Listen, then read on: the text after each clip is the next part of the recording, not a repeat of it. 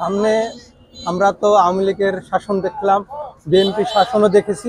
সামনে ভালো একটা শাসন, সামনে আমরা ভালো একটা ইসলামী দল, বাংলাদেশ জামাত ইসলামী দল আমরা চাচ্ছি। জামাত ইসলামী দল। দেশ ভালো চলছে। আচ্ছা, সামনে কি ধরনের সরকার প্রত্যাশা করছেন? সরকার ভালো সরকার চাই, যেন দেশের উন্নয়ন করে, দেশের ভালো মন্দ বুঝে, দুর্নীতি যেন না আসে। তাহলেও একটা তো প্রত্যাশা আছে, বাসনা তো আছে কারো না কারো। আপনি কাকে চাচ্ছেন দেশ হিসেবে? দেশে ধরেন পুরুষ সরকার হলে সবচেয়ে ভালো হয়। পুরুষ সরকার। দ্রব্যমূল্য বাজার তো অনেক ঊর্ধ্বগতি, জনগণ চাই তো মানে একটু সাশ্রয়, সাধারণ মানুষ ভালোভাবে চলতে পারবো, করতে পারবো, খাইতে পারবো, এটাই প্রত্যাশা করে সবাই।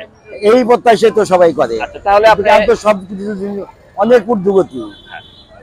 এই দেশটাকে আবার সুন্দরভাবে পরিচালনা করার জন্য, দ্রব্যমূল্যের দাম নিয়ন্ত্রণ রাখার জন্য কি ধরনের সরকার দরকার? কাকে চাচ্ছেন আপনি? একটা নির্বাচিত সরকারই তো হলে মনে হয় ভালো হতো। সরকার আমরা সবসময় ভালোটাই চাই, যেটা দেশ ভালো চালাবে আর কি, তাকেই চাই। তারপরেও কি ধরনের প্রত্যাশা করছেন আপনি? কাকে চাচ্ছেন? সেটা বলা যাবে না এখন কে আসবে। এখন আমরা দলগতভাবে কোন দল করিনি, আমি বিশেষ করে আমি করিনি। আচ্ছা, আমার ভোটটা আমি সুস্থ মতো দিতে পারবো, এটাই প্রত্যাশা। এটাই আমার কথা।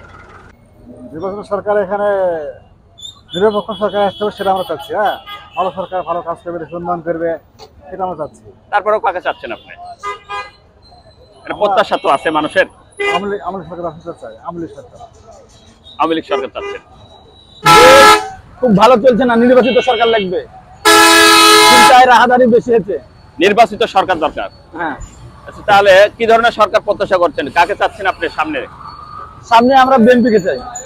বিএনপিকে চাচ্ছেন।